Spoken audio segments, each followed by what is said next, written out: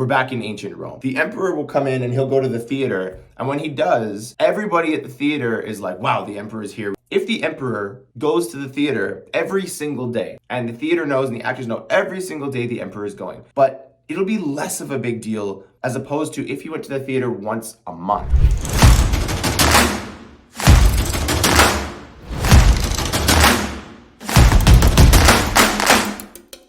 What's going on, guys? Welcome back to the Must Become YouTube channel. My name is Spencer and I'm gonna jump right into this video. Guys, today we're gonna be talking about where power and strength is created in a conversation. I don't think a lot of people realize that when you're having a conversation and you're constantly spurting words out of your mouth and you're just trying to constantly contribute, in every single question and answer period, you're putting your hand up, you're trying to give an answer to every single question that comes up. I don't think you realize that when that happens, you begin to look weak. Back when I was in school, I remember how many people, when there was a question and answer period, there was one of two things. There was either, whenever the professor would say, hey, does anyone have a question or a comment or whatever, no one's hand would go up. That was early in the semester because everyone was very nervous about being wrong. Everyone was very intimidated in front of these large classes. Sometimes my classes went up to 1,800 people I'd have, and no one would put their hand up because everyone was nervous. But the other circumstance was that lots of people would put their hand up. That was kind of more in the middle of the semester, late into the semester. And the reason why is because everybody wanted to be right. Everybody wanted to put their hand up and be the guy or be the girl who knew the exact answer to the professor's question. Full disclosure, I had a lot of philosophy courses back in university. I really enjoyed studying that. There's definitely a thing amongst philosophy students where when you think you know the answer, you don't just want to know it, you want to be known to know it. You want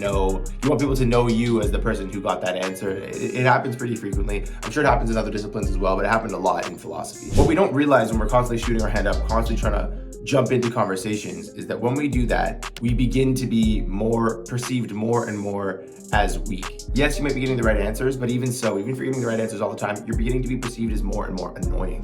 So all of these are obviously negative traits, and especially if you're a guy and you're maybe in business or you're doing something where you have a high position in whatever organization or whatever it is that you do, you definitely need people to listen when you speak. And I've made previous videos about this before, about the importance of being heard when you speak. The person that doesn't speak the most, the person that speaks the least, when they do speak, everybody listens. Now, this can come from a position of kind of shyness, where they're not always contributing and they just kind of are a little bit intimidated so they don't contribute. Or it can come from a place of intention, which is what I'm suggesting. In both cases, you'll notice that the people around the room begin to speak.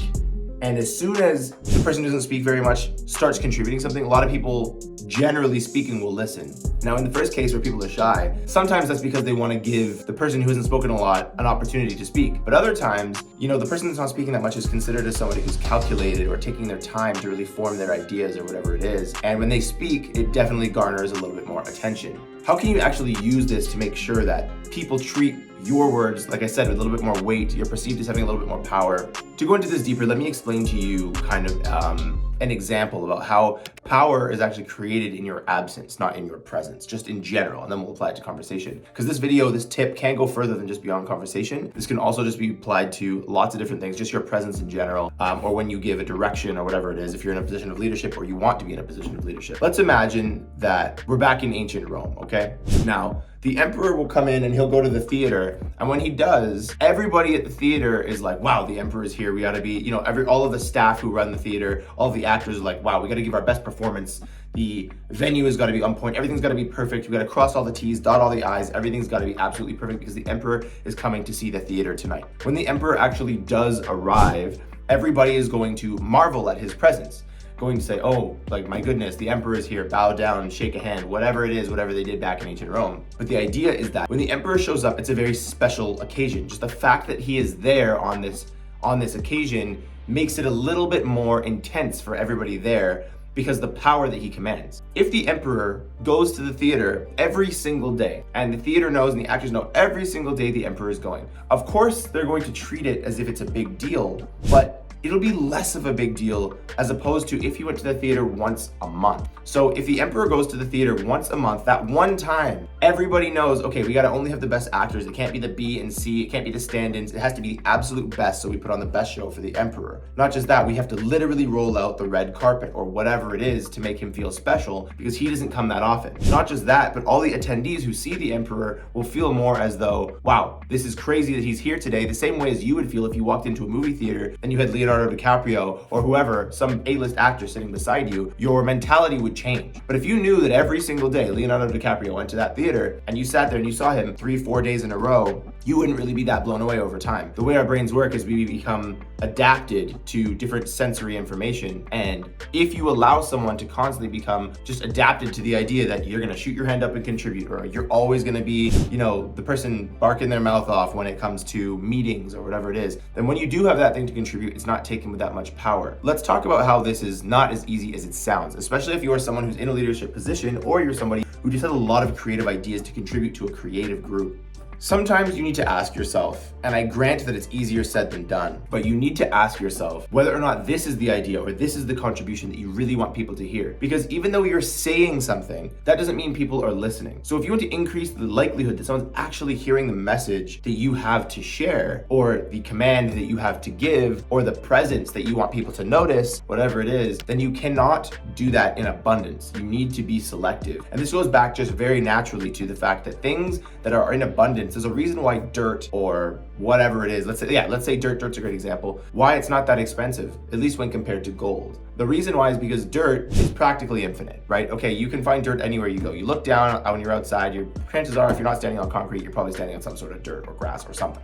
Now, that's not considered that expensive. Obviously, it's not considered that valuable because the supply is so great. It's the same thing with gold, but in the opposite way, where gold is a finite supply. We consider it incredibly important, incredibly valuable, because we're not just looking down and standing on it all the time. If you look around in your room right now, obviously depending on who you are, but if you look around in your room, how much paint are you gonna see? You're gonna see a lot. Paint's not that valuable, but look around at how much gold, literal gold, are you going to see? Not that much. Exactly, that's most people in most rooms. So apply that again to not just your conversation, but also your presence. If you want to command a stronger presence, then also make sure that you're not constantly there. Make sure that when you are there, you're very intentional. You have things that you want to say or things that you want to do. But if you're constantly saying, hey, do this, do that, or can I ask this question, or can I contribute this message, or here's my idea, what about my idea? It's not going to be that valuable. And especially in comparison to those who take these tips, your opinion is going to be less and less valuable. That's another thing worth mentioning, is that if you're contributing and there's at least a group of 3, so it's not just you and another person that you're having a conversation with, if there's at least a group of 3 and you're the person who doesn't contribute that much and someone else is the person who always contributes, then that third person is going to listen to that person who doesn't contribute when they want to. And that idea that they suggest is not just going to be said, it's going to be heard. That's what's important. You don't just want things said, you want to be actually heard. So let's talk about a little bit further about how this can impact your relationships and your dating life.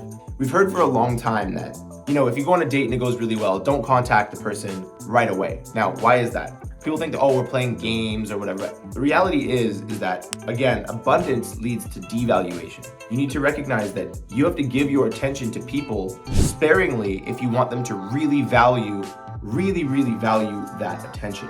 Now, again, I'm not suggesting that you blow people off all the time, especially if you have work to do or you really do have a good idea and you contributed 5 in the past 3 days or whatever it is, and you have a really good idea. I'm not saying hold everything back and intentionally let your good ideas go to waste and pass the time by. That's not what I'm saying. What I'm saying, though, is that you do need to consider whether or not what you're saying right now is worth diluting the next idea or the next comment or the next question that you might have. If you're just constantly going and going and going, then it's just human nature for us to not see it as that important as time goes on. So again, I just want to wrap this up by reiterating that value, especially with respect to human communication and human interaction, value is created in scarcity. So do not be the emperor that goes to the theater every single day. Otherwise, no one will treat you like an emperor after a year. Become the emperor that only goes to the theater once a month, enjoys the show, and commands all the attention that you deserve. Thanks so much for watching, guys. My name is Spencer. This is the Must Become YouTube channel. Please leave me a like, give me a comment down below, and subscribe. That way I can interact with you guys, and also you guys won't miss any videos that come out that might be tailored to you. So thanks so much for watching. I'll see you guys in the next video.